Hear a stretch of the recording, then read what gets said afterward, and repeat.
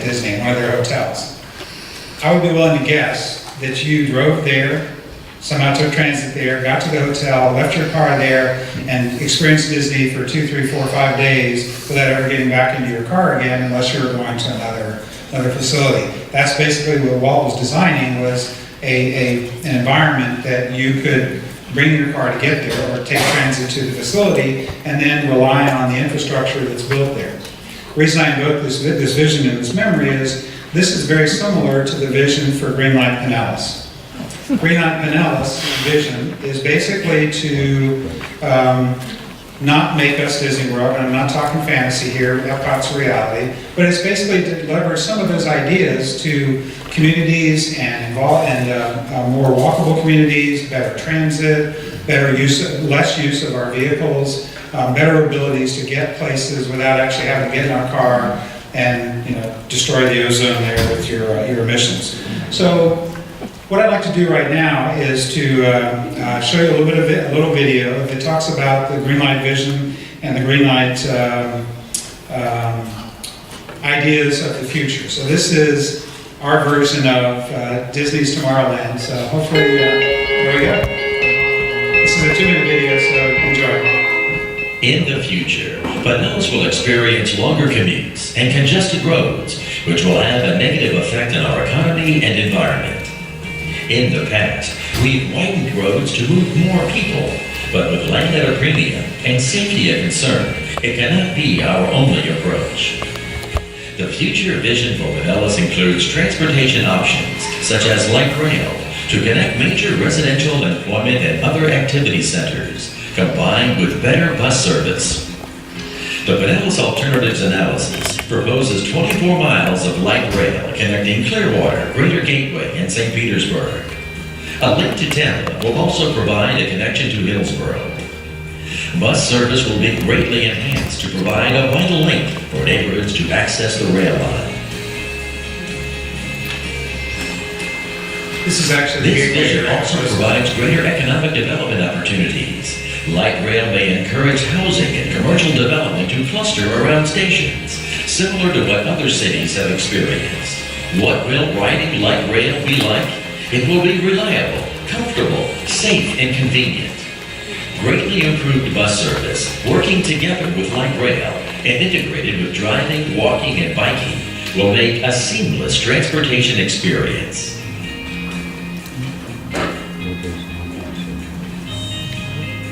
A stronger transportation system in Pinellas will create jobs and stimulate the economy, enhance our quality of life, encourage vibrant, walkable communities, and retain the character of our neighborhoods, improve mobility with efficient and convenient options, and support the environment.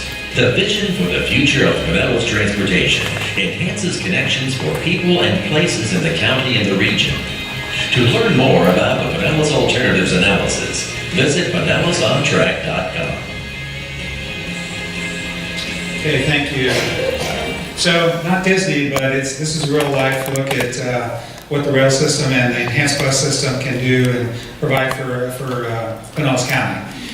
Basically, I want to talk about now, talk to you a little bit about the plan. I want to give you some of the highlights of the plan. I want to give you some benefits from the plan, and I'd like to close with showing you who's been involved in this plan to date and who's a yes for Greenlight today, and answering any of your questions afterwards. So I want to start off by saying I am not a mass transit expert. I've been, as I said, involved in some of these charrettes and things, but I am not the detailed guy. We have folks here that can answer detailed questions later if need be.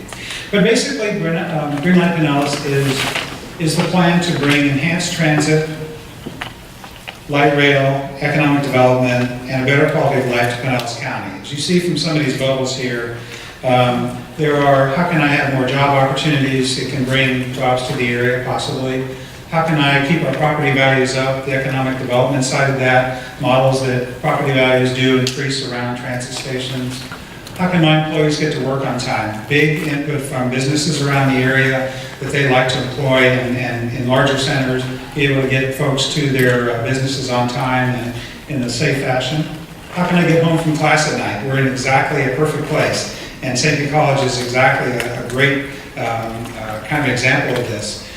speaking with the provost of the Clearwater College, and he was saying that with the campuses spread around the county, it's very difficult for students to be able to get to and from classes or to and from the campuses via public transit today.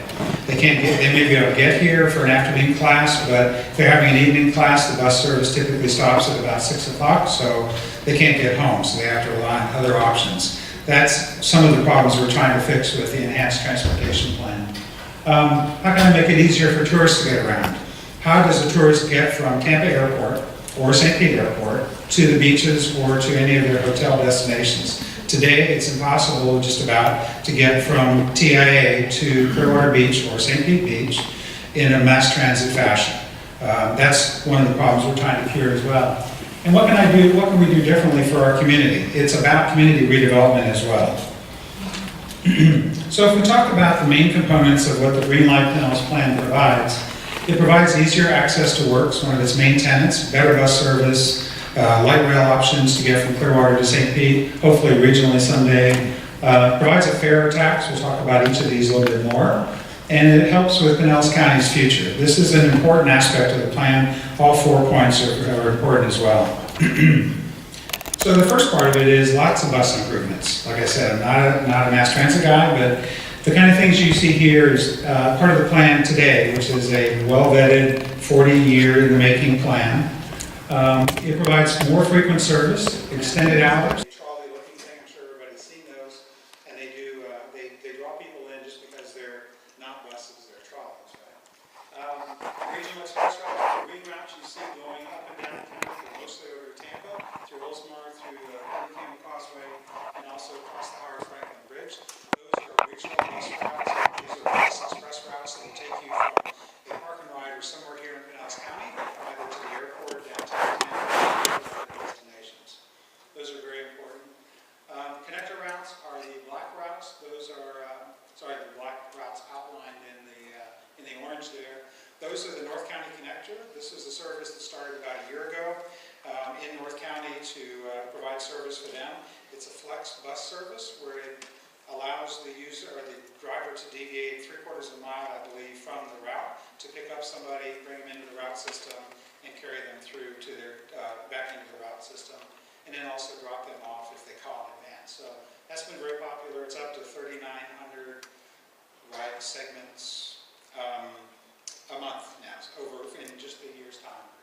And then community circulators, those are going to be in tight areas where we're going to be able to bring people from short distances to the bus system. And then someday in the near future, possibly 10 years from now, the light rail system that runs from Clearwater through mid-county here, and then down to St. Petersburg. Here's an example of what this is actually 4th Street and 9th Avenue in downtown St. Petersburg. This is kind of an example of a bus rapid transit type of bus that will not have dedicated lanes, but it will have areas where it can pull off the main road and be able to pick folks up and move on. So that's one of the aspects of it, just kind of a rendering of the actual 4th Street north there. There's also a new light rail system, as we talked about. It's 24 miles of light rail. It's going to have 16 stations, 1 at each end and 14 in between. The plan is that it will take about 57 minutes to go from the first stop in downtown Clearwater to the last stop in downtown St. Pete. Here's kind of the route again that shows where it goes from Clearwater through Gateway area, winds its way down to downtown St. Petersburg. There'll be 16 stations. They're expecting about 24,000 trips per day on the rail line once it's fully operational and in place. And basically some other ideas there, but that's really just showing you where it's going to go. The bus system will be designed to feed that. The third part of the Pinellas plan is to provide economic development opportunities for around the rail stations. Historically, when the rail system goes into a new town, there's development that's built up around these station areas, and these are just some ideas. There's jobs that will be created as a result of that development around the stations and the rail system itself. There'll be quality communities developed, there'll be connections, people and places, and it's environmentally friendly. So here's just an example of an artist rendering of a station kind of area in an urban setting. This could be downtown Largo, this could be Clearwater, or St. Petersburg, but this is the kind of walkable community that's trying to be designed in the concept here. So part of the benefits of Greenlight is access. There'll be a 65% increase system-wide of the bus service. There'll be 80% more weekend service, shorter wait times, more service and direct trips, so there'll be less transfers needed once the system is in place, and a trolley service, which has been very popular on the beaches and in North Pinellas County. One of the things it provides is options. It gives you new connections, new services, helps reduce road congestion because it will get some folks off the road riding the bus. And then last but not least, it's been designed by communities. And what I mean by that is, we'll see that in just a minute, but one of the other things it provides is opportunity. So opportunity brings us the investment, which in studies have said that the investment in public transportation is about 4 to 1 in the development aspect around that transit system when it's put in place. Once completed, 80% of the residents will live within a quarter mile and 86% will work within a quarter mile of a bus rapid transit system station.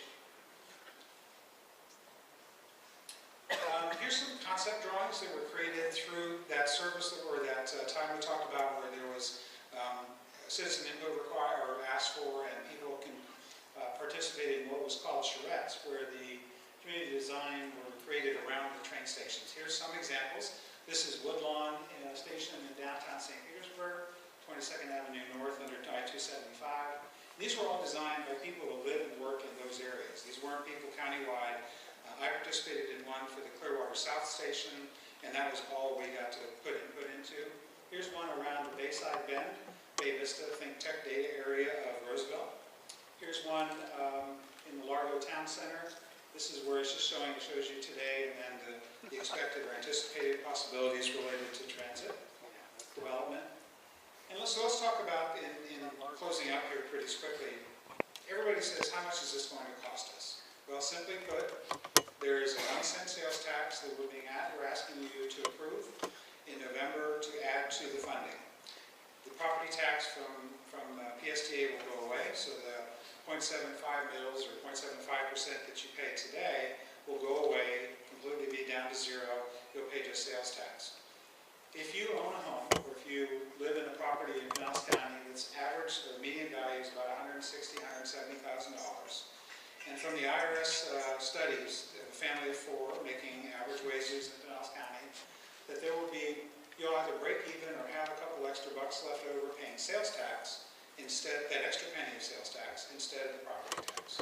So if you own property or rent, because your property owner is paying some property tax, that property tax goes away, you're paying sales tax, and from the IRS, they say it would be about a break even if it's a $160,000, $70,000 house.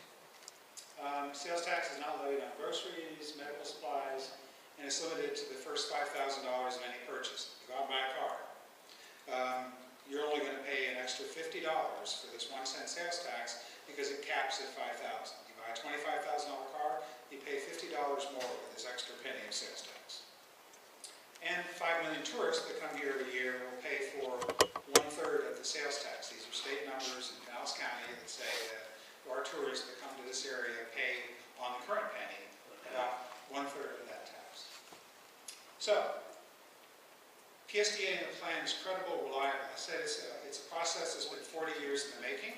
It has been vetted by national consultants. It has been reviewed by a top 5 nationwide accounting firm to say it's a fiscally sound plan. The County Commission and the PSTA agency have had their audits every year. They've come out clean and they've done everything. They're fiscally responsible. The county oversees that. And then going forward, if the new plan is approved, there will be a citizen oversight committee created that will be independent of PSTA, but be basically their watchdog, made up of folks like you and me, that will be able to sit on that board and make sure PSTA does the right thing with the funds. In addition, in the interlocal agreement, it's called, the County Commission will actually control the sales tax dollars coming in before they get to PSTA, so they have control of that meter in case something went totally wrong. The county actually has control of that money. It's going directly to PSTA. So, this is the referendum that you'll be asked to sign, the actual ballot language you'll be asked to sign on November 4th. And And the title of it is to levy a countywide 1% sales tax surtax to fund the Greenlight Pinellas plan for public transit. Summary says that the improvement, construction, operation, maintenance, and financing of the public transit benefiting Pinellas County, including an expanded bus system with bus rapid transit, and I'll let you read the rest there, and ask you to vote yes or no for it. Quickly finishing up, we're asking you to be a yes for Greenlight tonight.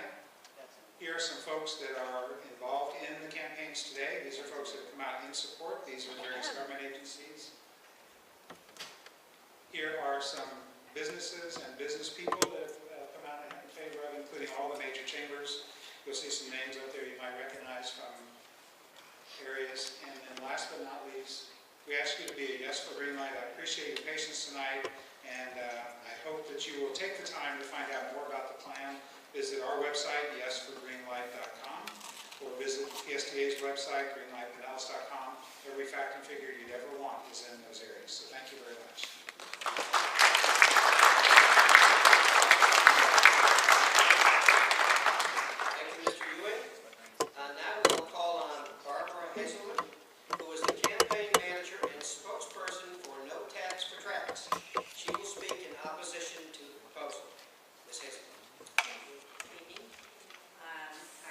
Appreciate the opportunity to be here this evening, and I just wanted to, I was thinking as Don was talking about my 9-year-old granddaughter who asked a few months ago if there was a Santa Claus, and we're still lying to her, and she was happy about it this year. I don't know if we're going to get away with it next year, but I'm afraid that I have to be the one to say that there really is no Santa Claus. And when you look at, just to talk about Disney for a minute, if I did a little quick figuring here, a family of $400 a day, a 4-day average stay, that's roughly, when you figure their other profit centers that they have, which is why it works, because everybody that walks in the door is not only paying to get in, but they're staying at the hotel, they're eating dinners, they're buying snacks, they're buying Mickey Mouses, they're buying ears, and an average family of 4 just for 4 days is about between $4,500 and $5,000, which is why Disney works. So our government officers should be doing what needs to be done in our county and not what they envision to be done, because after all, Walt Disney was an entrepreneur and that was a private business. So that being said, I would like to just go through, because I have been to, for 3.5 years, I have attended the PSTA meetings. I have watched this process, and it's been very interesting to watch. So with that, I'm going to quickly go through, and I'm going to talk very fast. And first of all, we do not have a surge in public transportation. Recently, there was a story that came out about that, and the fact is that the city of New York has been the reasons there's been any kind of an increase in public transportation last year. Public transportation is stagnant, and in World War II, 50% of people who lived in urban areas rode public transportation, but it has currently come to 2%, and here in Pinellas County, we're at between 1.5% and 2% of our neighbors that rely on public transportation to get to work. And this is our public bus system. You're looking here at a $650,000 bus, and we have many of these. There's 200 buses in the fleet of PSTA, and I think about 20% right now are these, and they are being switched over to these $650,000 buses. Now, PSTA operations are currently subsidized, thinking about Disney. What we have here is that the operations, you know, of a budget, you've got the operations budget, you've got the capital side of the budget. The operations are 75% subsidized, and here we have, sorry, how did I get that? There we go. This is the federal and state grants are 22%. The passenger fares, every time someone gets on, they are paying roughly 22% of the cost of the operations of PSTA. Advertising 3%. This is the crux of the matter, is ad valorem property tax. This is the tax on our homes in Pinellas County, represents 53% of the operations budget for a total of 100%. In 2014, the operation budget was $63 million, and it was up 5% over 2013. Now, plus the capital budget, that is an additional $28 million, so PSTA currently has a budget of $92 million a year. If you divide that by the number of annual rides, that would be a cost per ride of $7 per ride. Now that's not per person, that's per ride. and the average fare by the rider for that ride is 91 cents. So we're currently subsidizing $6 out of every $7 for each ride. So the total system is 87% subsidized. Now, this slide here, I'm going to run through quickly. This is only to talk about what our property value, our homes, did over the last decade. Here in 2002, the red lines is what I want to draw your attention to, this is what our property, our house, what happened to our houses over that crazy period of time, up to 2007. And right here is where we all thought we were rich, didn't we? I know I thought I was going to do a reverse mortgage on my house and just retire and live forever on my house. And then the bottom dropped out of everything, and our property values went down, and so did PSTA's income, as did the municipalities that depend on ad valorem tax. So then PSTA raised our ad valorem tax from 0.56 to 0.7305 to try to boost their income back up. Now, the most that they can charge by statute is 0.75, so you can see that they're virtually at their cap. Now, during this period of time, PSTA built a $40 million facility on 34th Street, doubling their space and expenses, and if you haven't been there, it's quite extravagant. And you should make the trip out there. I really never knew it was there, but it is quite a mega place. This is another way of looking at the ad valorem. The top in 2007 was $38 million a year, and you can see that as the economy started to drop, that their ad valorem portion of all of those various incomes dropped down to $26 million. Here's the property tax increase they did, boosted it back up. So they raised our sales tax, but still they continued to outspend their income. This is a PSTA slide. Most of the things I'm going to show you are PSTA's information that I have gleaned by going to the meetings, and this shows a 2002, the spending from 2002 forward. Here's 2007, when the bottom dropped out of everything. They started to slow down spending here. They did a lot of cutting. They laid people off, let people go, and then they got the property tax increase right here, and off they go again. This right here is November 2014. I did not put this line on here. This is how sure they're hoping that you're going to pass this sales tax increase.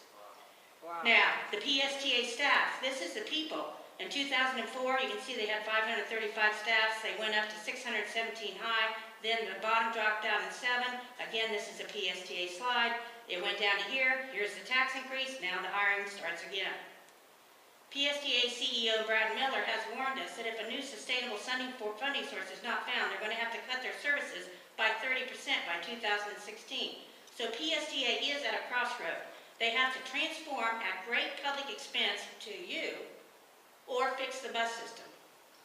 So the highly controversial $1 million Greenlight campaign has been launched for the last 2 years. $1 million, almost, well, really over $1 million of their money, of our money, through their budgets, have been allocated for various advocating for the campaign. In fact, you may have seen where there's been an investigation yesterday that was launched into the Greenlight Pinellas spending from PSTA. Now, in the PSTA plan is the increased bus and light rail, like Don described. But I think it's important because a lot of people think we're talking about this, which is a high-speed rail, and what we're talking about is this, which is basically kind of like Back to the Future. The average speed on a light rail system like this, it is a surface system. I talked to a lady yesterday who, let's see, she lived, I believe she said, in Michigan City before she moved down here, and she said these things were in the intersections, causing congestion all the time, going through the intersections.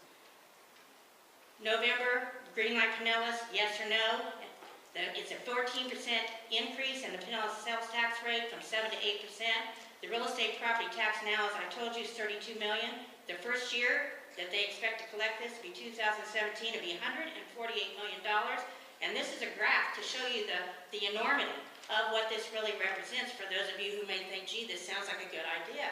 Here is what they're currently getting in that portion of their budget, which from the ad valorem. Here is the new tax. Every year, without sunset, it will be through infinity. And it will go up by a 3% increase every year is projected. They're calling it a tax swap. It's incredible to me that could be the messaging on this. It's $148 million for $32 million is no swap. Revenue neutral would be a swap. and I asked to see the document that is the tax swap. This interlocal agreement does not exist, and it is not also in the referendum ordinance language. So there is nothing to guarantee that there will be a tax swap. The Pinellas County sales tax would be the highest in the state of Florida, which cannot be good for business. Then PSTA will seek to issue bonds and obtain federal grants and get us into debt by using this income stream. Now let's say that I went and got a new job for $100,000 a year and I wanted to buy a house for $400,000. I would go to the bank and I would take my $100,000 income and my bills, you know, my house payment, whatever, my credit card bill, and present that as my income, my proof of income, so that I could get the $400,000. This is exactly the same situation. They're going to take the $148 million and they will get us into debt in our county, and we initially $1 billion to start the capitalization to build this system out. Doing nothing is not an option, PSTA CEO Brad Miller said in September 2013, but this is based on false premises.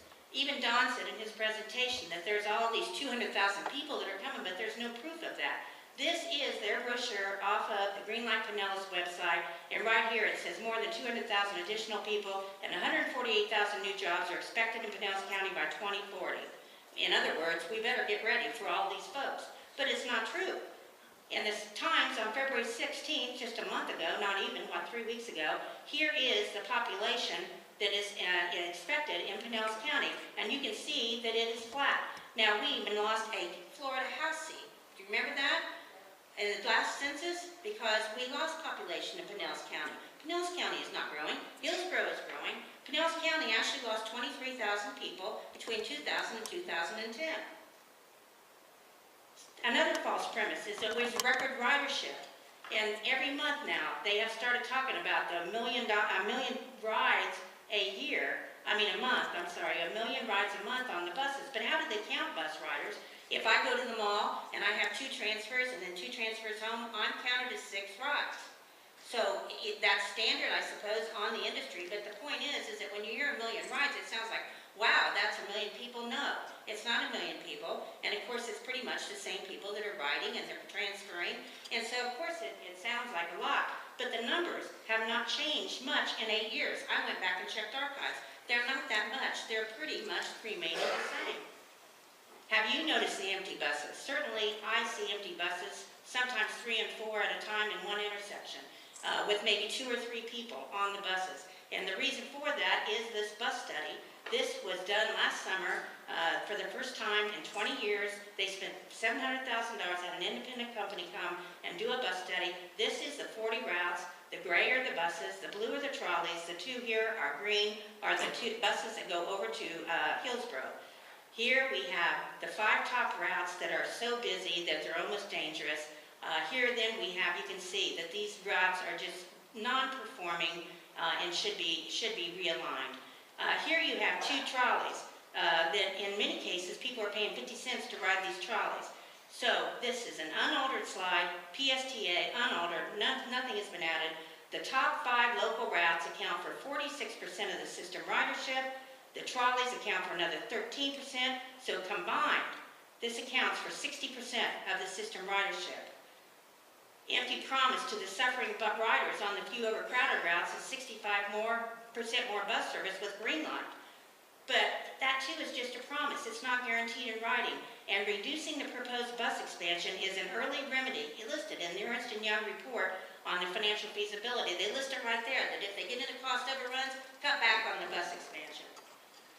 False premise connects to Tampa. There is no rail to Tampa. There's no plan to have a rail to Tampa in the 10-year Greenlight Pinellas plan. Also, bus rapid transit, you saw in Don's slide where it said bus only on the street. Now they're denying that there's going to be what they call exclusive use lanes. But as you can see, I have the same slide. This slide used to be on their website. I believe it's been taken down now, and it says bus only. Because people do not like the idea of losing lanes on our roads to transit, to buses and to trains. Now, light rail subsidy per ride here at PSTA, $7 we're paying for bus subsidy. Charlotte for rail, 9 mile is $15.45. Every time somebody rides that rail, they're paying $2, and the taxpayer are paying $15.45. Houston, $16.28 for 7 miles. Minneapolis, St. Paul, $21.34 for a 12-mile line. Phoenix, $32.73 for a 20-mile. Greenlight Pinellas, 24 miles, and I'm sure it will be different here, huh? The Charlotte Observer, just 2 weeks ago, cash-strapped city-state officials seek private dollars for public projects. Mecklenburg County leaders struggle to find a way to pay for $5 billion worth of unmet transportation projects in the CAT's 2030 plan. And who did Charlotte's financial projections in 1997? Ernst & Young. The Charlotte mayor last week was arrested for bribery, extortion, and corruption charges of peddling, permit, influence peddling along the rail lines. True story. The FBI had been following him for 2 years. In Pinellas, we have just no need. We have now got this new gateway port connector, the toll road, that Governor Scott just brought to our door. We have 19 almost finished. So this is going to be a huge, you're going to be able to go from the Sunshine Skyway Bridge all the way north of Countryside without a stoplight. And this is going to start in 2017, and it is not going to have any impact on our taxes. This is going to be paid for by some from Penny for Pinellas and also some from an overage of the FDOT budget for 2013. And in fact, Senator Brandy said he wants to steer our conversation away from light rail and all the huge costs of a light rail system. We need to save the bus system for those that depend on public transportation and not start taxing them. We need to fix the 30% of the budget and the staff and the low-performing routes that I pointed out now, and they can do that now. It's called the no new revenue scenario in the bus study. Just so you know what it's called. It's called, if it fails, then here's what we have to do, and we have to do it quickly. They already know what to do. And it's called the no new revenue scenario. Managed competition.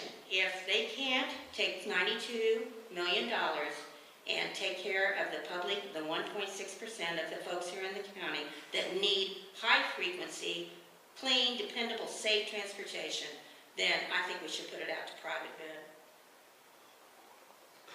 And by the way, these are available at $144,000 a piece, and there's so many routes that you could use $144,000 connectors. Thank you.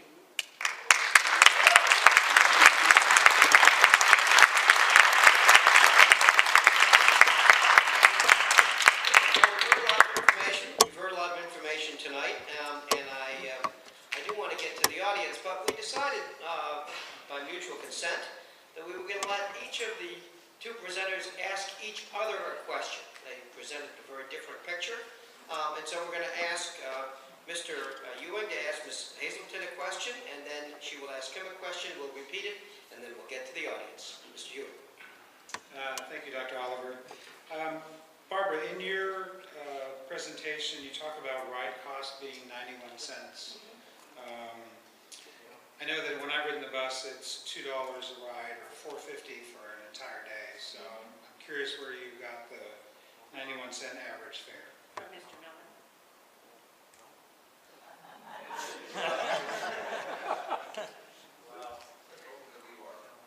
Both of us are correct. Okay. Yeah, but then the whole answer. So the average is that 91 cents. After the subsidies and the discounts for like Medicaid, it averages out to 91 cents, and I got that number from Mr. Miller's one of his talks. Okay. And then second question, also budget related. You talking towards the end of your presentation there about a $92 million budget if we don't move forward with the 1%, correct? Did I understand that slide correctly? You talk Well, about a actually, $92 that's million an interesting budget. question, Don, because the only part that would go away would be the $32 billion. The rest of it would still be intact. So it would really, they would still have $60 million plus the $148 million. You understand that? No. Okay. Does the audience understand that? Remember in this presentation where there's all the different parts of the operation budget, and the $32 million was the ad valorem tax? Well, the rest of those state and federal grants, the passenger fares, all of that will still be coming in, right?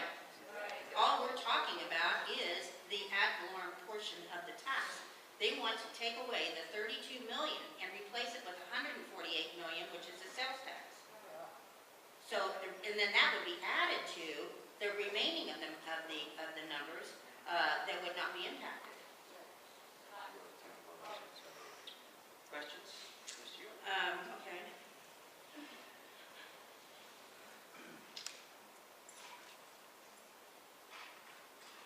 I've asked a couple of times, I sent you emails, Don, to come and speak to the North County Neighborhood Council after Greenlight was there 2 weeks ago, and you have not responded to my request as the president of the North County Neighborhood Council. And I wonder why you have not responded to that unless I missed your email, and if I did, I apologize. Oh, absolutely not. I apologize for not responding. That evening, you showed up at our meeting with about 8 folks that asked a lot of questions and presented basically your facts there to the audience. And I felt that that was your presentation in a nutshell. So I actually did not respond to you. I apologize for that. It's not very courteous to not do that, but I felt that that was your opportunity to speak that evening. I was only a citizen that night Sure. making a comment from the chair, so Bit more than a I comment. asked for a presentation such as this in equal time. I promise you I will respond to you and we can get together and talk about that. Thank you. Second question. Can you produce the interlocal agreement that is the #1 promise of the Greenlight Plan, known as the tax law? Absolutely not. That is something that the county commission is working on today. They are responsible for drafting that. That is something that, if I understand correctly, will be out before the November referendum. It will be agreed upon between the county and the cities before the November referendum. So they are in the process of developing that and putting it in the case. Sorry? I don't know. You'll have to ask the county commission. They're the folks responsible for developing that. Okay, this is a good time to break in as moderator, because we're going to have some ground rules. We want the audience to question the panelists. We want this to be a free and open discussion. The Institute staff will be roving around the Digitorium with microphones, and then I'll call on folks to ask questions. These are to be questions, not statements. We're not making long statements here. As a matter of fact, there's a question to be asked within 45 seconds. If not, a bell will ring, and we'll move on to the next question, because this is all about trying to get information out to the audience. We will also, please not make statements, try to wind things up. And as I said, we will call on folks. So, yes. Please stand up. Remember, we are recording this, so we do want to hear your question loud and clear, and so everyone in the audience can hear it, and then address it to one of the presenters or the other. I have said that if the other presenter wants to chime in, we want them to do that. One other caveat, if there's a highly technical question, or there's a question that one of the panelists wants, one of the presenters wants to call on somebody to answer a technical question, we will do that. It's only to answer a technical question in no more than 45 seconds, no speeches. So that'll be another thing that's presented, because this is all about trying to get as much information out to as many people as possible. Sir, your question. I've just got a question on your blue slides, where you talked about light rail costs, and some of the ones that were presented, there was no documentation as to where the facts came from. They were just up there. Which slide was that? Well, your cost per mile, for example, you had Charlotte, et cetera, in various cities, Milwaukee, or Minneapolis, or whatever it was. You just put it up there without any reference to any facts and figures. Okay. Why was that? Well, I will get the answer for you for that. I have stacks of documents.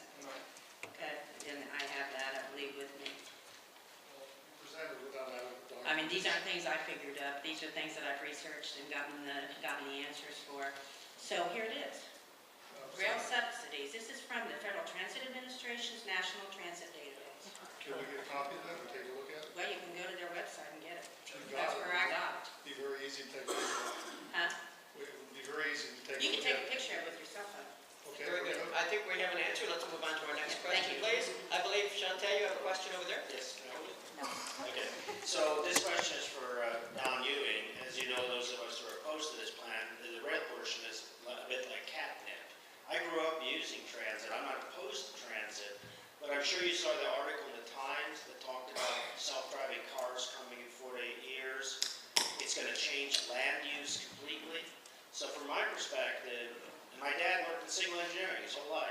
opposed to rail. It seems to me that this idea of drawing a rail line is ideologically driven. It's like we're going to have a rail line which is inflexible. You can't move the stations once you're there. And like Ms. Hazelwood said, billions in debt. Why is there this tremendous focus on rail? That's where most of the money's going. Good question, and not being a transit expert, I'll try and answer that for you. In most of the last decade or so, other cities who have ventured into this quagmire, I'll just be politely putting, of building a transit system in the areas. Light rail apparently is one of the chosen options in metropolitan areas that are spread out that allow, in a higher density environment, the ability to move people back and forth in a cheaper fashion. And over time, from what I understand from the PSTA numbers, provide a better cost per mile than and I may be misquoting that, but they were better off and they were easier to move. And the fixed guideway is something that has two bonus parts to it. One is that, yes, it is a fixed guideway, and just like the CSX tracks today that move freight in and out of our county, they are going to be in place. The positive benefit of that is with a fixed guideway system like that and the infrastructure that's involved in going and putting that in place, things will happen around that. If you just put a bus system in there and you say, okay, we're going to run down this road, pick up people and go all the way down there, and if that route didn't work out, there is a possibility that that could move, and if developers did infrastructure there, people moved there, and all of a sudden that wasn't a viable route, as Barbara pointed out in the slides there are routes that are not going to be as highly ridden as others, then since it's not a fixed guideway, it could be moved. So I think the advantage of fixed guideway is that it provides an economic development engine, and it provides a place for people to be able to live, work, and play. Can I have an answer to that? Yes, we're going to let folks, if the other presenter wants to have a response, we're going to let them do that. Thank you. I think that, if there's one thing that I haven't really covered in my presentation that is really missing, it is the discussion about density, population density, and that is probably one of the biggest problems with this whole plan is that we do not have the density per mile that justifies such a system. And basically, it's going to go from one low-density area to another low-density area. And that's just a fact. I mean, we have 3,300 roughly people per square mile in Pinellas County, and this is just because this is the one I can remember, because there's obviously all kinds of numbers in between. But New York, for example, is 50,000 people a square mile. So population density is huge. And then also there's studies out. I just was reading one the other day that high-level gold, BRT lines creates growth cheaper, and that's the bus rapid transit. So economic development will grow around BRT lines, which are buses that go faster and stop less often, at far millions and millions of dollars less per stop than light rail, which cannot be moved. I'm going to allow one response. This could get long, but go ahead. I just wanted to address a couple of points you just said there. You said that this rail system would travel from one low density area to another low density area. Last time I checked, the county quotes that Pinellas County is the highest density county in Florida. Number one. Number two, the rail line is specifically designed to go from the two high density areas, which is downtown St. Petersburg to downtown Clearwater through Largo, Pinellas Park, etc. So it's purposely designed to go from and to and through the highest density areas in the county. Okay, the fact that we might have the highest density in the state of Florida does not really play into this because that density still does not warrant a rail system. Let the record show density is an issue. Yeah, thank you. The next question, please. And that happens to be kind of along the lines I am thinking, because when I first thought of this, saw this, I've been in the mortgage business since 1981, so I have an interest in single-family residential housing. And a lot of your pretty pictures in Disney, and if you build it, they will come, doesn't address our single-family residents in the area. When we build our community, your community development plan that was shown, and then what's going to happen to our single-family homes as we put an immovable thing on there, an immovable path on there? what happens to the single-family homes? And then my next question, being in the mortgage business for so long, was, what about eminent domain? Okay, as you come and you build this, my question is, how much space are you going to need on each side of that track? I heard Where the are those bell. people I going to heard go? the bell, and we have 2 questions. I assume that's for Mr. Hewitt. And I'm going to defer answering that because I am not an expert in either of those areas. I am not, I'm sorry. And I'd have to defer the eminent domain question to Pinellas County. And the only thing I can tell you is that in working with Pinellas County Commission and Bob LaSalle, who's the county administrator, and we've actually had some in North County, some questions about rezoning and land use issues that could potentially have involved eminent domain. The county specifically uses that as an absolute last resort if no other possibility exists to come up with a compromise. It was actually on Klosterman Road that was just turned from a 2-lane road to Keystone Road.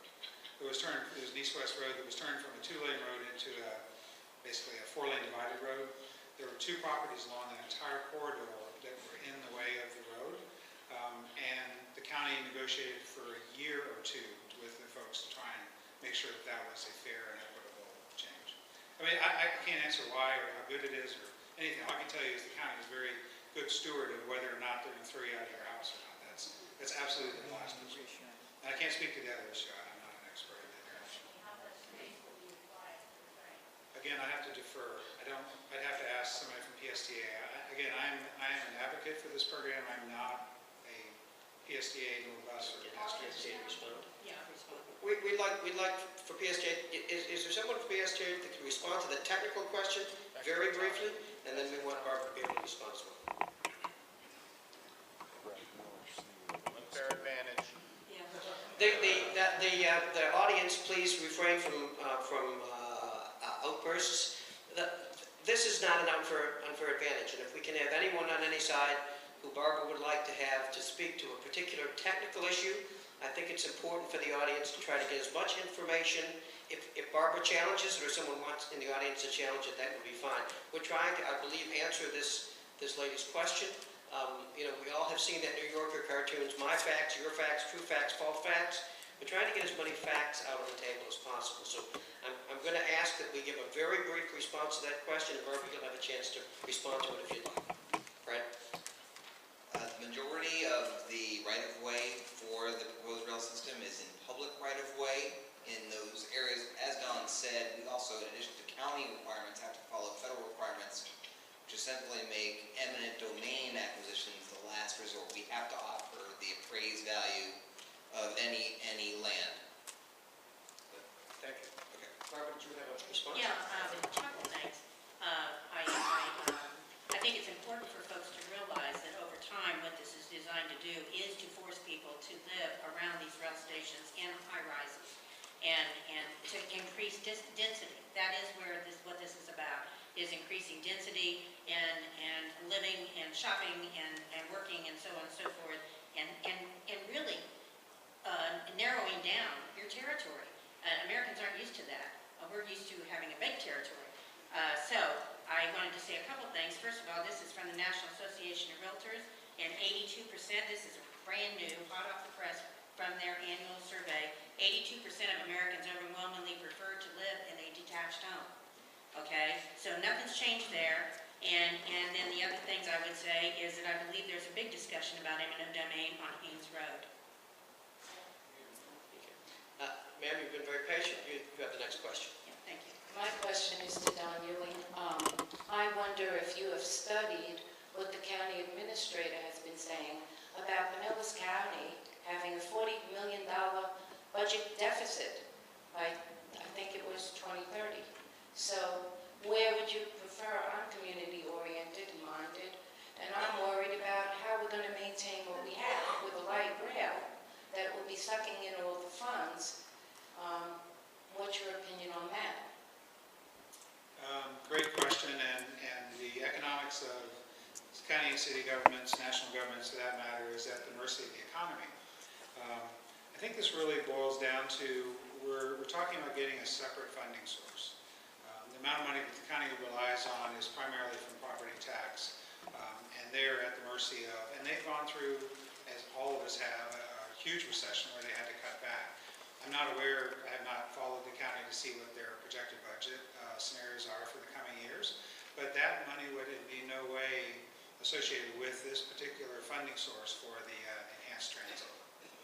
It's coming from a sales tax, and the property tax is going away, so if Pinellas County budget is going to decline because of property tax, the new funding source for the enhanced transit system would be not affected by that. It would be in its separate source. That gentleman over to my left, please. I'd like to thank St. Pete College first for hosting this forum. Appreciate it. And this question's for Ms. Hazelden. I'd like to know what your solution is to reduce the amount of single rider cars that commute tens of thousands single rider cars that commute hourly on publicly subsidized roads. Well, I think what the people of Pinellas County want to know is what we're going to do about single rider buses and double rider buses.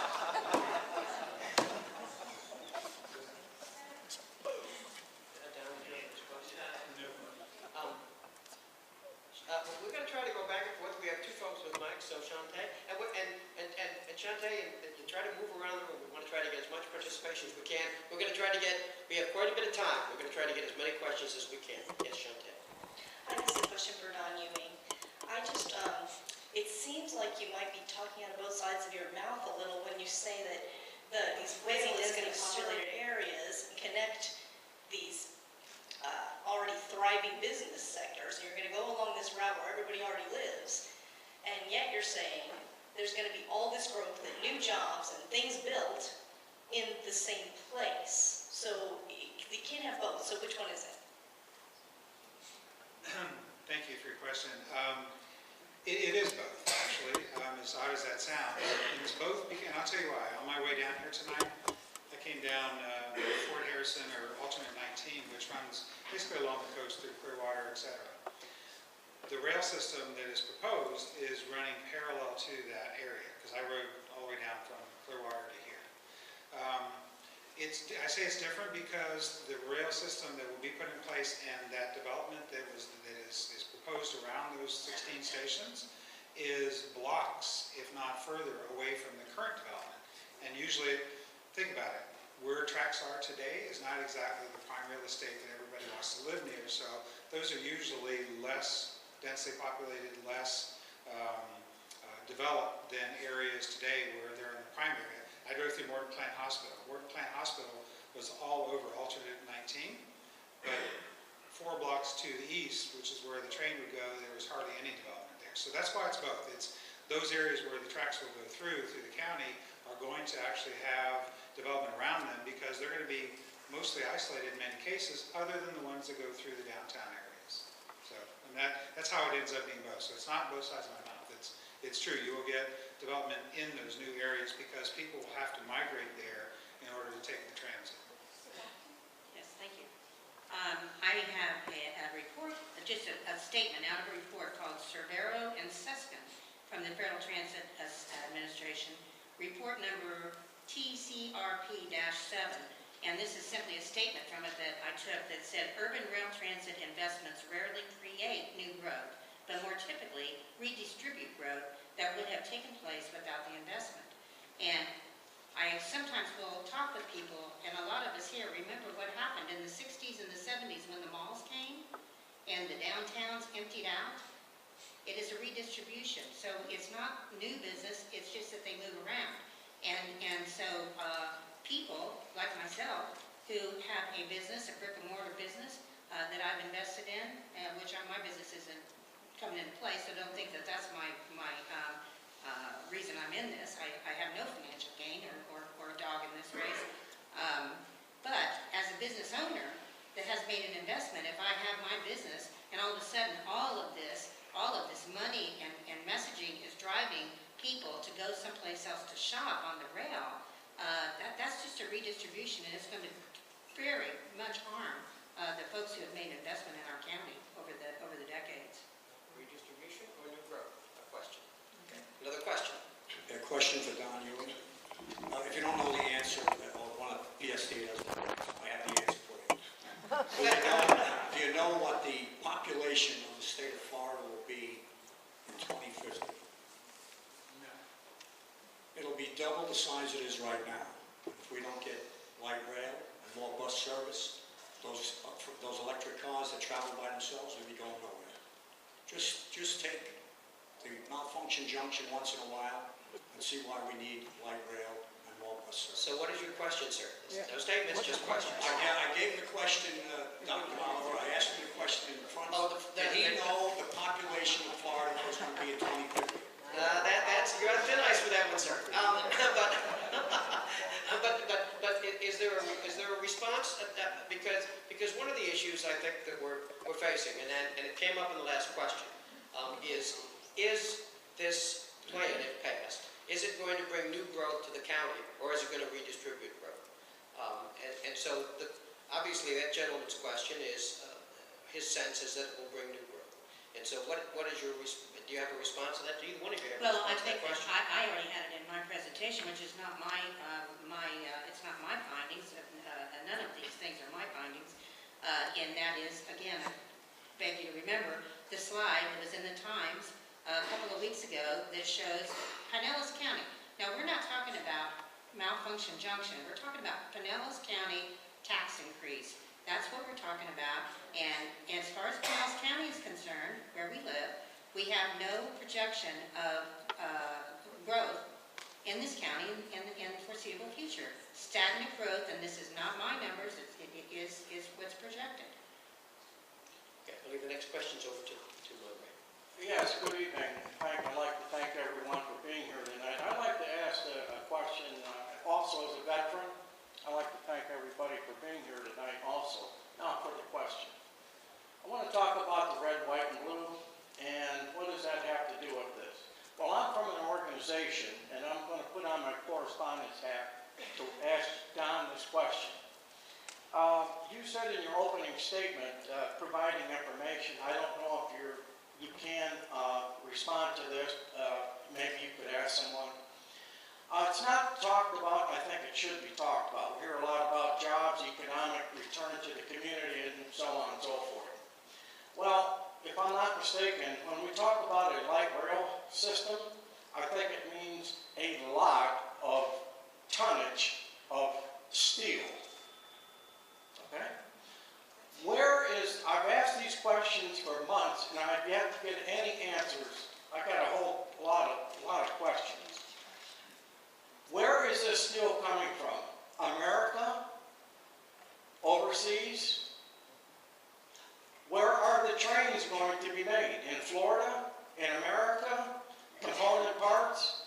And also all the other component parts, electrical, etc., etc. I would like to have a commitment from the PSTA and Greenlight that all this is stamped, made in the US of A. Thank you very much. Thank you for your question. Great question, and I am going to defer that to PSTA to answer that because I have absolutely no idea where the trains or the tracks or anything else is coming from. But to go to your point that you have lots of questions, be happy to meet with you afterwards, get those questions from you, get you in touch with folks at PSTA that can answer those questions for you. That part of what we do is trying to get answers for you. So I'm going to defer to Brad or somebody at PSTA if they can answer that.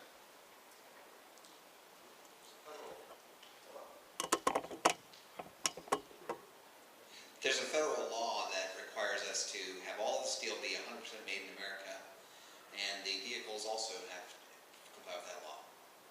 Be in America. What's the next question? I believe it's your name. Yes, ma'am.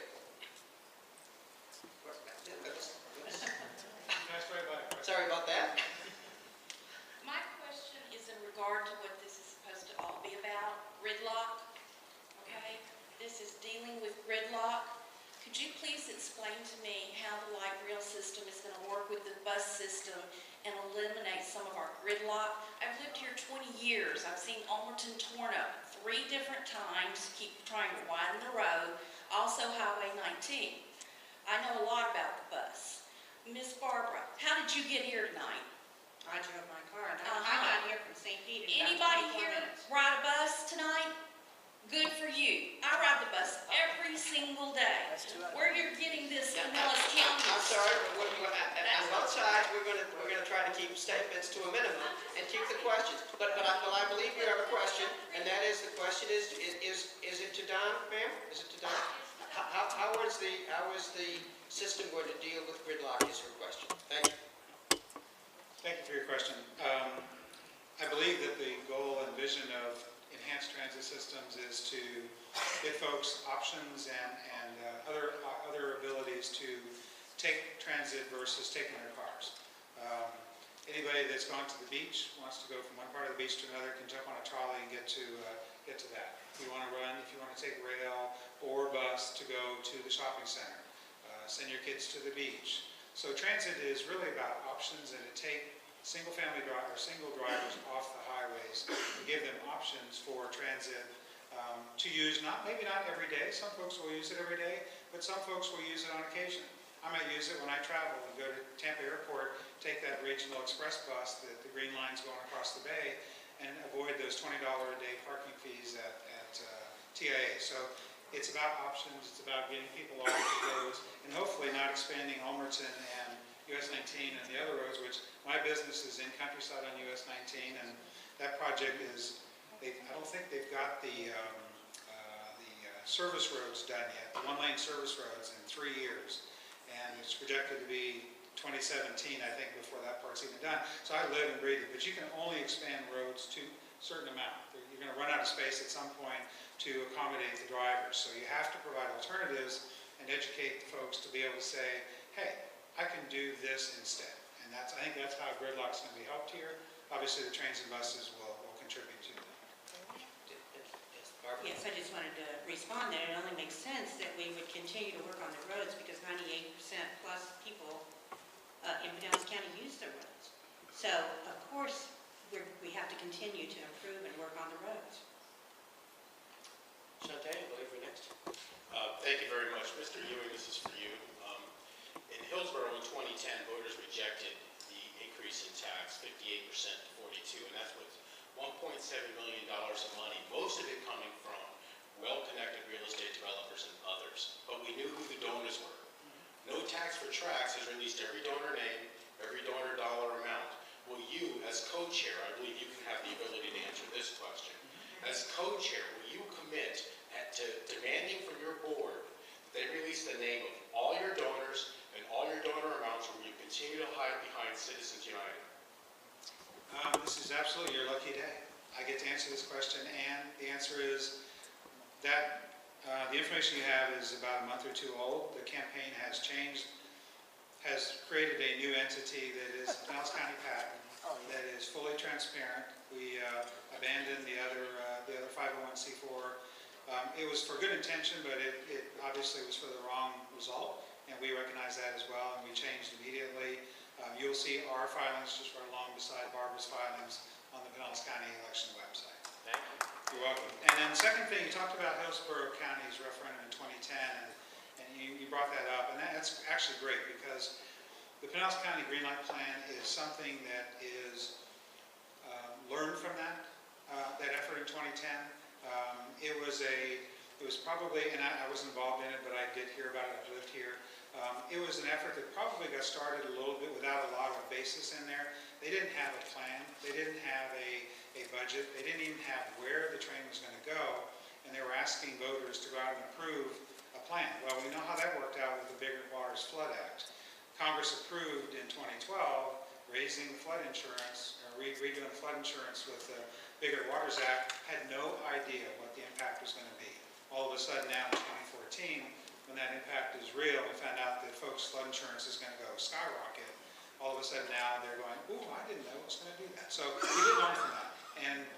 And the other part of that is that the Greenlight Pinellas plan is well vetted. It is well designed. It has been being worked on for years and years and years. Many, many folks have looked at this. You can go today and look at virtually the exact plan that will exist if the ballot language is passed. So there's no questions here.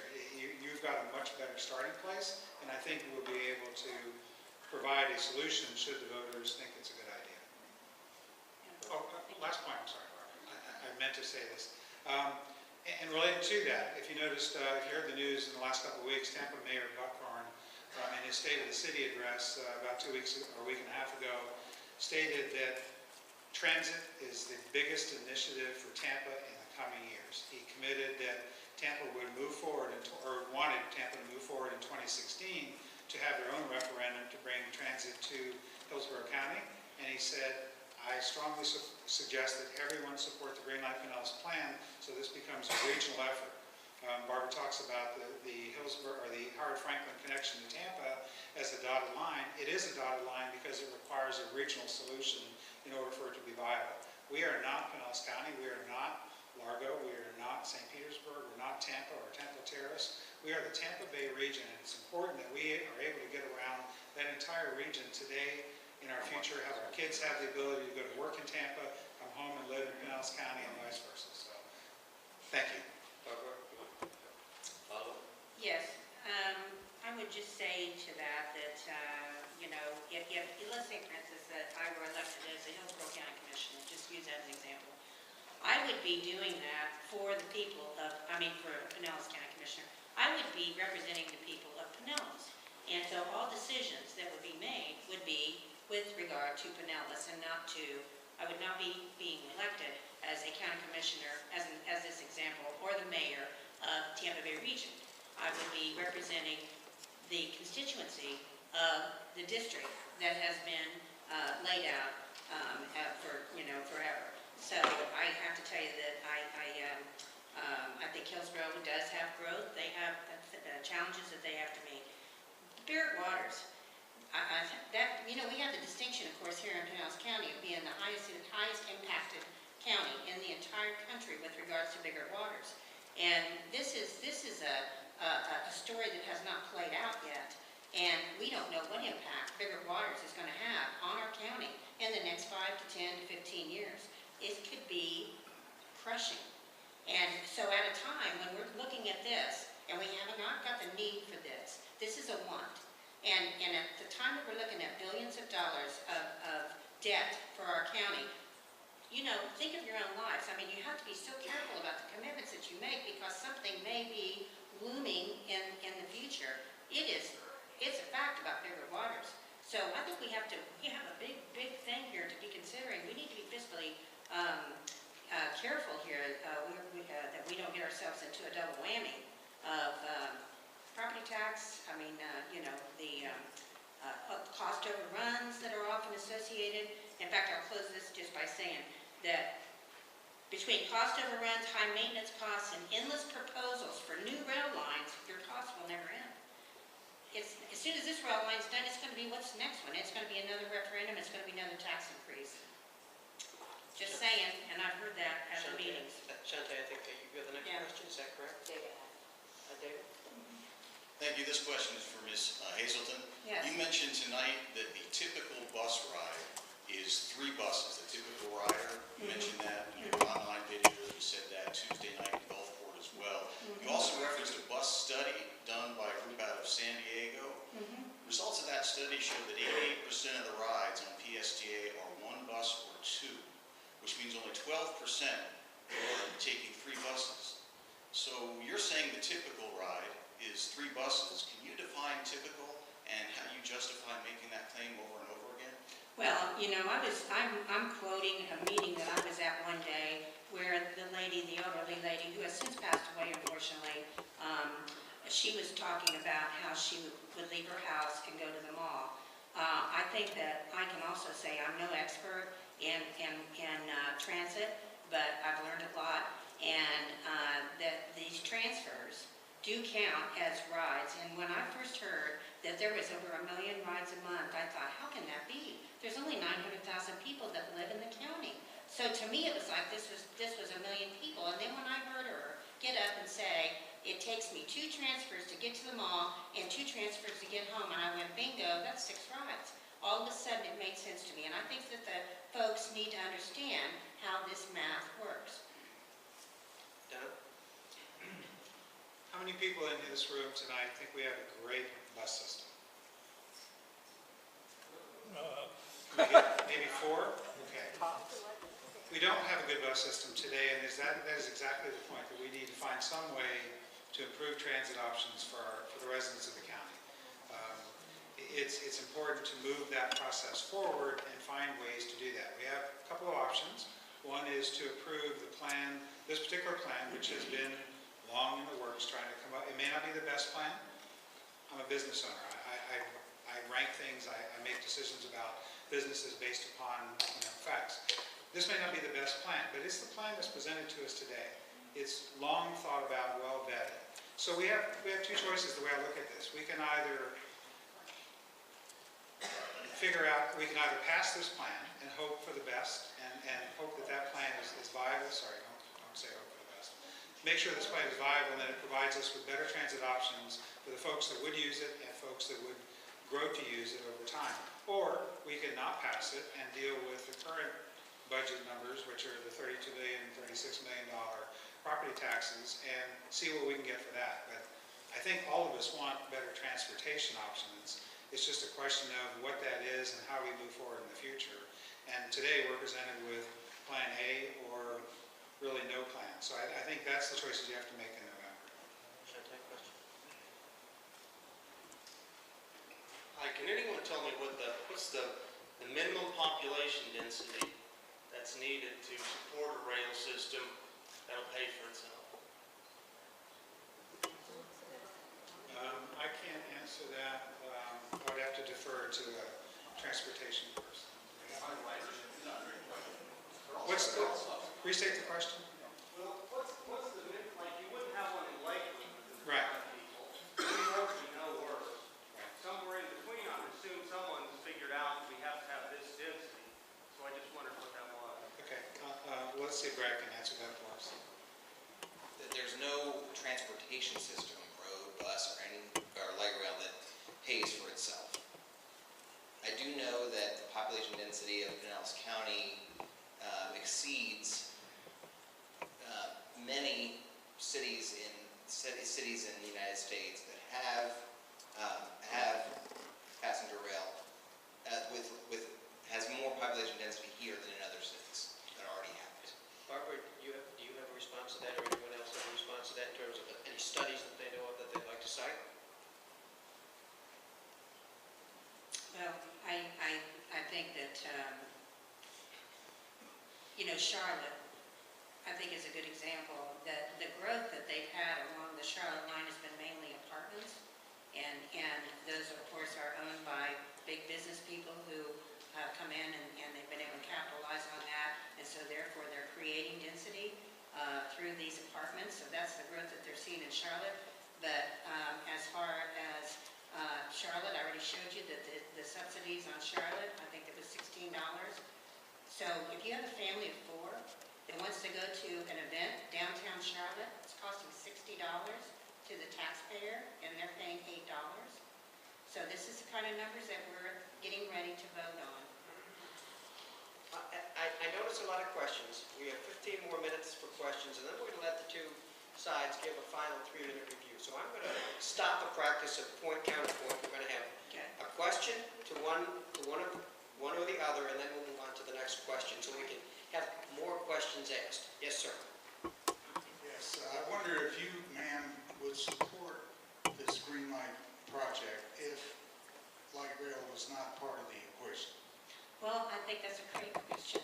And I think the main thing, the ball that we have to keep our eye on is the people that depend on public transportation and what's going to be best to serve that part of the population at the best deal to the taxpayers. And that plan could be the no new revenue scenario that the bus study has determined. It could just very well be that. And I think that that's a public discussion that needs to be had.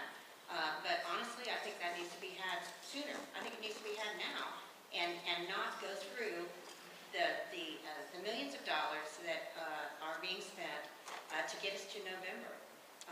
The data's already been done. The studies have been done. So in answer to your question, I think that all the fact finding has been done, but nothing's moving forward on it. They're just going to wait till November and see if they can get this through and go forward with the. And another thing I want to say is that all this talk over I don't know what significance that part of this conversation has. It has never been on referendum, and it has never, just because it's been talked about among a handful of folks, trust me, it's been a handful of folks, and it is not something that has been hammered out over 40 years. They went through an alternative analysis over 18 months last year, ending up, so it's been a project that's been going on about 3 years. Another question over here. Yeah, first I want to address that density question, because our son and his family live in Hong Kong, and public transportation there is in great measure paid for, is a private entity. So I think you're looking at that kind of a density before it pays, and I think that's what this gentleman is asking, before it can pay for itself. Anyway, my question is this, and I want to make a quick statement, and it wasn't long ago that I attended a county commission meeting in which there was a very extensive presentation about poverty in Pinellas County. My question is for Ms. Hazelton, and that is, what do you believe the impact of this sales tax increase will be on the poor and the middle class in our community? And that's addressed to Mr. Ewing? Who is that? She said today. Yeah. Thank you. Well, I think that it's a known fact that a sales tax is a regressive tax, and that it does impact the elderly that are on fixed incomes and the poor. That's the biggest impact that there is. And most of those folks, not all, are not property owners. So this would be a brand new tax, a brand new burden for them. And I have to tell you, most of them have no idea this is going on. And all of a sudden, they're just going to have a new tax that they're dealing with. That when you're poor or on a fixed income, every penny counts. It does count. Next question. Hi, sir. They always say follow the money. You've heard that lots of times. I'm seeing 30 million with this 1% going to 130 million or 148 million, a big jump. What I want to know is who that is supporting this in your organization or with the PSTA is going to make out of this. The real estate developers, the property folks, who's going to make the money out of this? It's coming out of our pockets. That isn't currently being disclosed. We always find out this stuff later. Oh, yeah, they made a bunch of money. Can you address that? I'd be happy to try, yes, sir. Public money is very well guarded. This particular 1% sales tax and the current penny sales tax comes through Pinellas County Commission and is funneled through them. In the case of the penny, they manage that money, and that money goes to capital projects in Pinellas County for the last 20 or 30 years. In the case of the new penny that's being asked from you, that money will also funnel through the county commission and go to PSTAs, and it's only for use by PSTA. All the development and stuff we talked about is all private investment once the rail system and the bus system is in place. Lots of studies have come up and said that this type of system will bring businesses and younger people to the area. I talked to a girl in USF in St. Pete who had a car whose lease was up. She was talking to me during last summer's Greenlight presentations and said, gosh, I wish this was in place already so I didn't have to renew my car thing. It's the people that are going to use the system and come into play that are going to help make it work.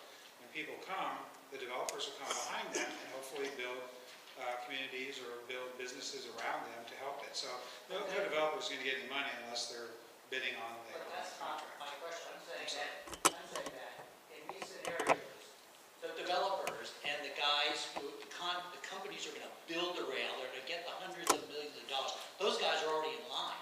They already purchased the property on the line or have an influence in where a line is going to go.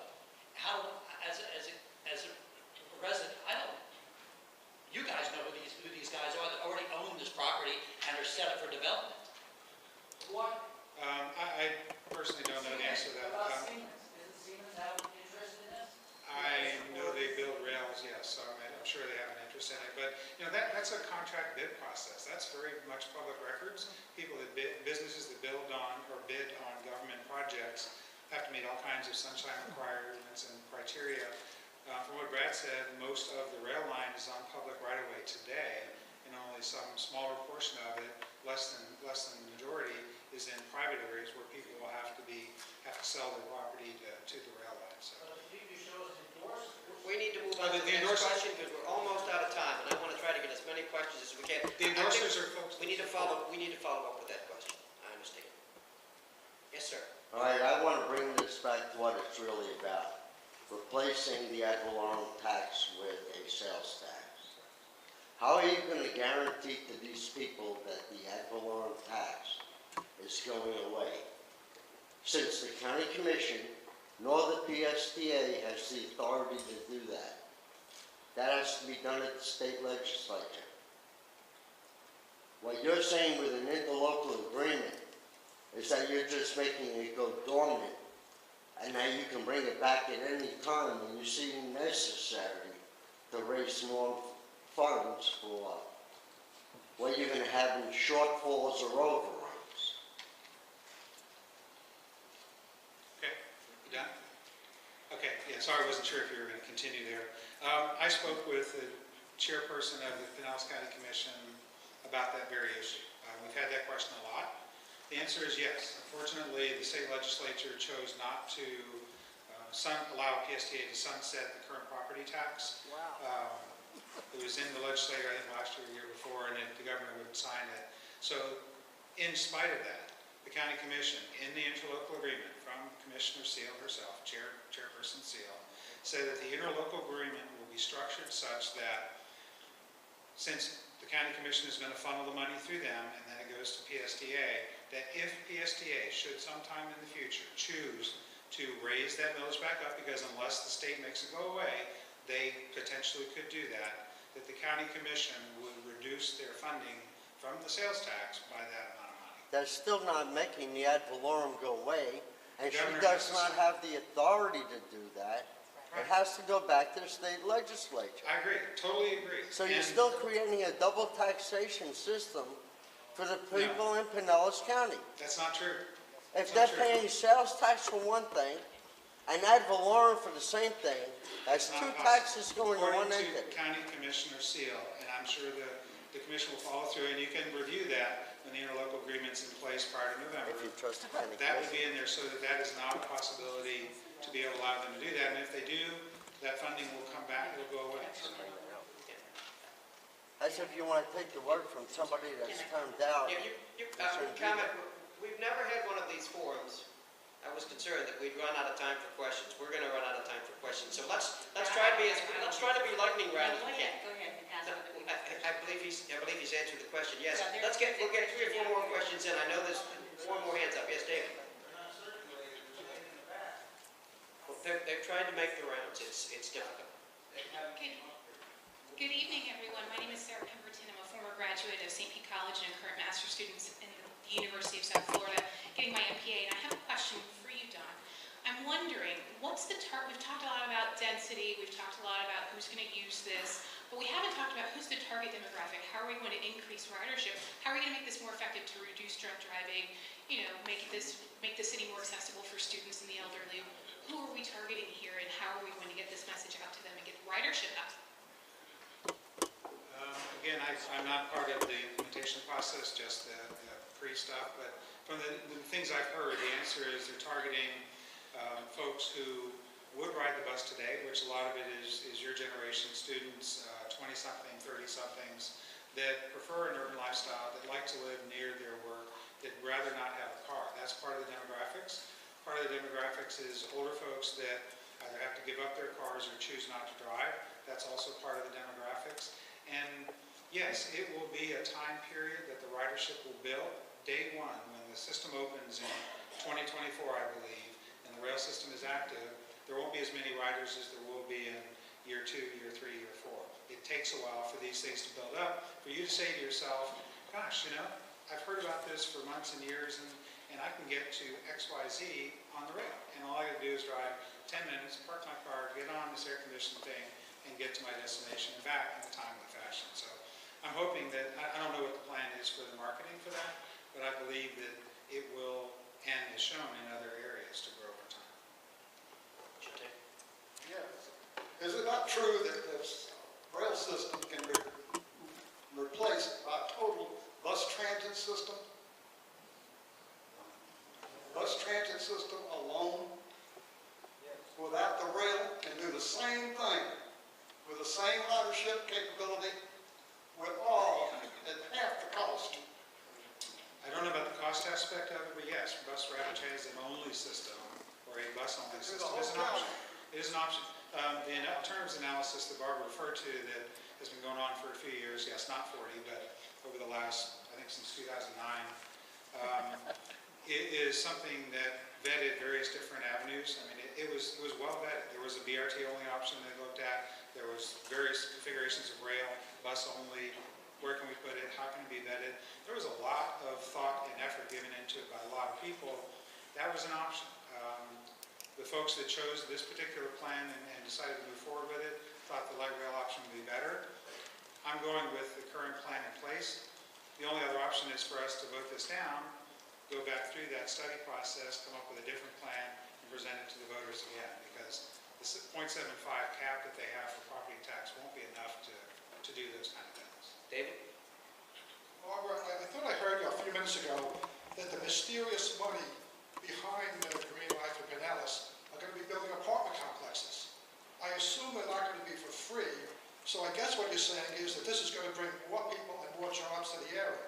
The second question is, those folks that you're talking about are going to be so harshly impacted by low income residents of our county. It costs about $10,000 a year to own a car, between the purchase of the car, maintenance, upkeep, gas, those things. Those people now will have a way to get to their job every day, on time, every day. Can you comment on those, please? Okay, who are you asking to comment? Barbara. You know, I think I have to say that $10,000 a year to own a car is very, that's a sliding thing. It depends on what car you own and if you pay, if you pay cash for it. I mean, there's many ways to, excuse me, you've asked the question. I'm given the sources on everything. Let's ask a question and let it be answered. Sorry, Barbara, go ahead. What was the first part of the question? What was the first part of the question? Well, the first one was that you said that the secret money behind Greenlight Pinellas is going to build apartment complexes. Oh, no, I didn't say, did I say the secret money behind Greenlight Pinellas? I think what I said was, is that the growth that they're seeing in Charlotte along the rail, which is roughly about 40% of the rail, is experiencing some significant construction, and it's mainly apartments. And so, granted that those apartments would be owned by developers, that would be a very good investment for them. But I wanted to piggyback, because you bring up a fantastic point, and that is that not only are we talking about subsidizing the rail, but those projects get subsidized too. So it's a subsidized, a double layer of subsidy by the taxpayers to attract those people to come in and to build these. But those new residents are going to require new jobs. That's all that work. We're going to have time for about 2 more questions. Yeah. So, Shante, one more, and then David, one more. Then we're going to wrap up by letting the panelists, I'm sure they will stay around afterwards to address your individual questions, but in the interest of getting out on time, which we promised to do, 2 more questions, a wrap up, and then we'll take that final poll. Shante. Don, since the Seattle Light Rail was instituted, the neighborhoods around the rail stops have shown much higher crime rates and very few small businesses. How would that be different here? I don't know that I can answer that question. I've only been to Seattle once, but I would assume that in more urban settings, I lived in St. Pete for about 6 months last year, and I was literally downtown right off Beach Drive. There was more crime there than when I lived in East Lake, in a community up there. So I would assume that's a logical statement, that urban areas are going to have more crime. My car was not broken into because I left it unlocked one night, but I went down to get in my car in the morning in my parking garage in the condo. Oh, okay, that's fine. And there was somebody's cell phone in there that was not mine. He had pillaged through it, in fact, taken anything that was loose. So sure, that's going to happen. Did it prevent me from living in downtown St. Petersburg? No, it made me lock my car though, every night instead of leaving it unlocked, because I was used to not having to lock it in a more suburban setting. So I think that's true, but I don't think that's a deterrent to doing it. I think that's just a fact of life. People don't not live in cities because of urban crime. It's obviously higher. Look in the newspaper. They always do the crime reports in the Times. In the area I used to live in, there was 3 or 4. In the area that I lived in St. Petersburg, there were 2.5 pages every week of burglaries. One last question and then the wrap up. Yes, sir. Yeah, I just want to say I haven't heard from many of us, but I am a rider at PSTA and a student at St. Petersburg College. I ride the bus constantly, and let me tell you, the last time I was in Disneyland, I never ever saw a driver pick on somebody for being on Medicaid. I was actually able to get in touch with the CEO and the president of Disney.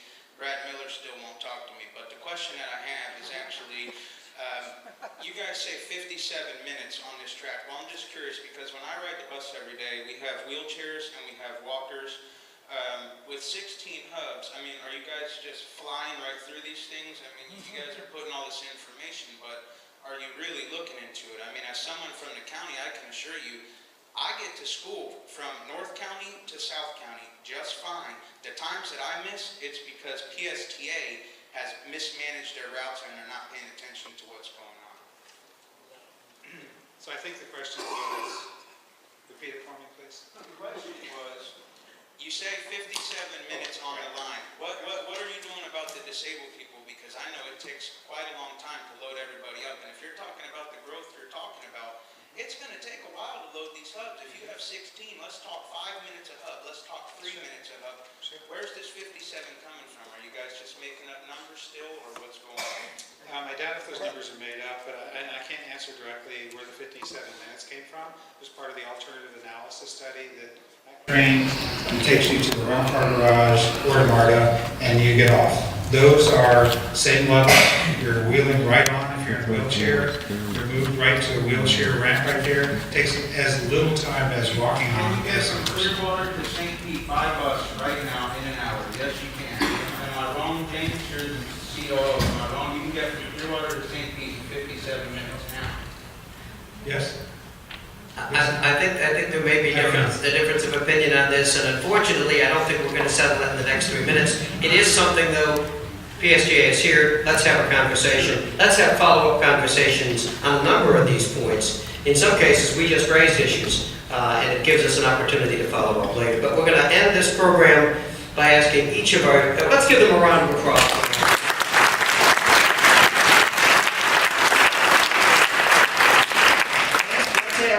Our presenters, and please with the bell in the front, no more than 3 minutes to sum up your case for or against this proposition. We'll start with Mr. Ewing. Thank you very much for coming tonight and taking time out of your evening to get educated about the Greenlight Pinellas plan. It's important for us to make informed decisions when we go to the ballot. Discourse is great. I enjoy talking about this. I was talking to Tom Rask, who's one of the opponents. It's important for us to have this dialogue. It's important for us to vet these questions and find out where the answers are.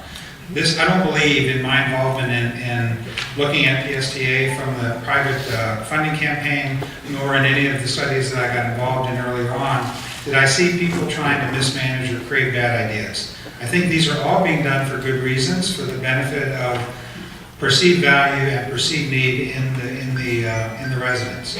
It's important that we continue to look at this, understand it, know what it brings us, and not make partial decisions based upon partial facts.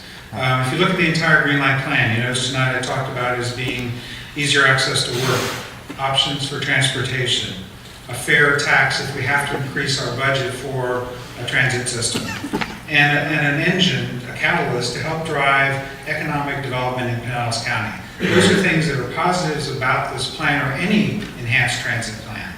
I think the other message that I'd like to leave you with is it's more than a light rail plan. It is not a light rail plan. It is a transit system for Pinellas County that hopefully will connect regionally and make it more viable.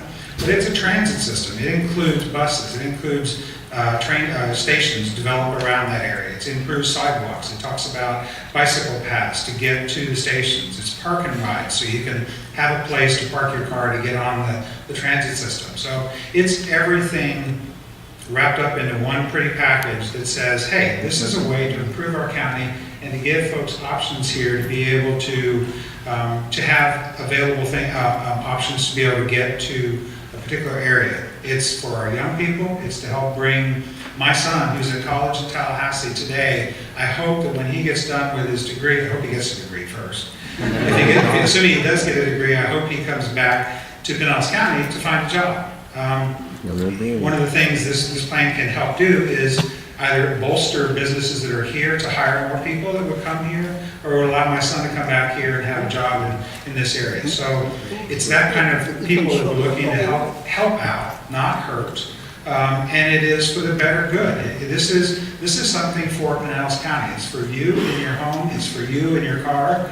It's for the folks that drive 19. It's for the displaced businesses. It's for everything to be able to have something that we can be proud of and that helps connect us through the area. I'll leave you with a final note that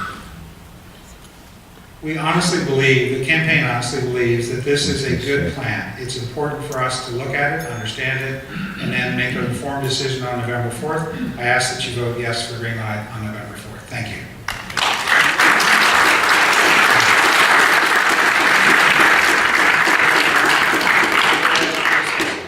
Thank you. Can you imagine what it would be like in Pinellas County or any place across the country if we did not have a public transportation system for those that depend upon it? I was thinking about it this afternoon when I was driving out here about, some of the most heartfelt things that I could say that would help you to understand kind of where we're coming from. But I thought, what would it be like if there were no public transportation and people were reduced to walking and carrying their children and trying to lug to the grocery store and just how poor their quality of life would be and how poor all of our quality of life would be if we saw that kind of burden going on with our neighbors. We have a wonderful idea in transportation, and you can see that we're already subsidizing it highly, $6 to every $7 for every transit ride. And as I said, each trip, it consists of more than one ride, so keep that in mind. But we have to do this. And we have to do this, and not only do we have to do it, we have to do it as well as we can. We have to have clean, dependable, safe, wonderful transportation for those folks. We owe it to them and we owe it to our community so that we have this highly civilized community. Do we build a whole new society around transportation, public transportation? No. Wayne Huizinga realized that he made one fortune in waste management, and then he went to a Blockbuster. And gosh, it used to be there was a Blockbuster on every corner, but it became obsolete. And so he then went to what? AutoNation. He did not go into building trains. He went into what he thought was a growth industry in our country, which is still people buying automobiles. And he did not come back and say, folks, I'm going to repackage this. I'm going to paint the walls. I'm going to set up new shelves. Will you please come back to Blockbuster, get in your car, come, rent a video, go to the paint it and the neck that it is to bring it back the next day before noon. I mean, all of that we did for how many years? How many years?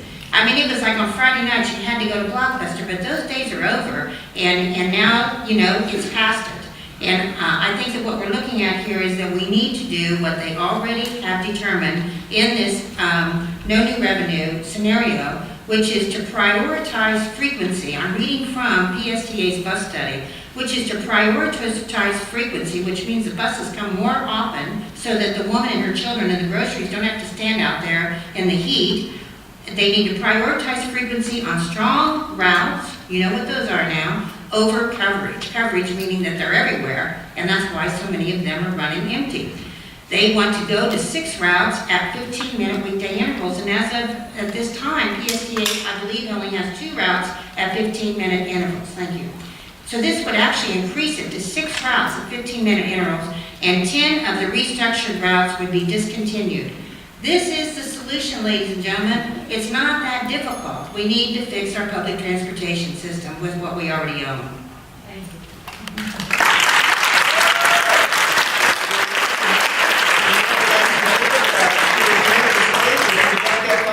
Wrap this this thing up. Thank you all again. Let's get a commitment to do this again. All right, there have been some very strong arguments made in the last hour and a half, and let's see how persuasive the speakers were. In the first survey, 60% said they favored the referendum, 27.5% said they did not favor it, and 12.5% were undecided. So let's go back to the texting of our cell phones. Same number to get on. If you didn't do anything with texting and during this hour, you're still there. Type in Y, REF2 if you favor the tax proposal. N, REF2, that's if you oppose it, for no. And if you're still undecided, U, REF2. Any questions? Shante, available to help if somebody gets stuck?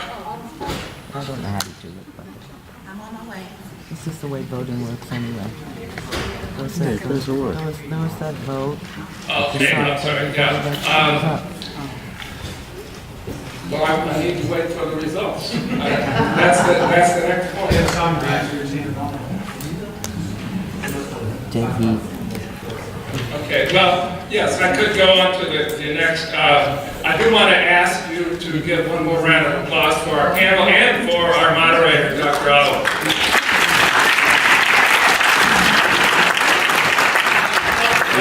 We'll stay around to take individual questions here and there.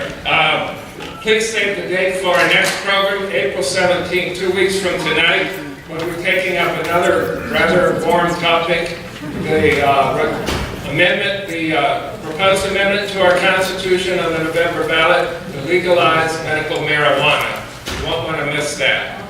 Are we doing on the campaign? 45. Okay.